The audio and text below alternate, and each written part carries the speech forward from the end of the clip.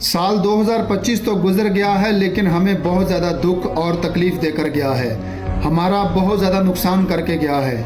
13 اکتوبر 2025 اس دن ملنے والا درد ہم کبھی نہیں بھول سکتے۔ یہ وہ ایک سیاہ دن تھا جب ہماری تحریک کے خلاف ایک بہت بڑا کریک ڈاؤن کیا گیا، ہماری تحریک کے اوپر بہت زیادہ ظلم اور ستم کیا گیا، ہمارے جناب سینکڑوں کارکنان کو شہید کیا گیا۔ یہ ایک سیاہ دن تھا، مرتے دم تک ہم اس دکھ کو نہیں بھول سکتے۔ سال بدلا ہے، سوال نہیں بدلا۔ آج بھی ہم وہی سوال کریں گے کہ بتاؤ ظالموں، گولی کیوں چلائی، کس کے کہنے پر چلائی اور کس کو خوش کرنے کے لیے چلائی؟ اور اسی سال ہماری تحریک کے نائب امیر جرنیل اہل سنت پیر سید ظہیر الحسن شاہ صاحب کو بھی 37 سال کی قید بامشقت سنائی گئی ہے۔ کیوں؟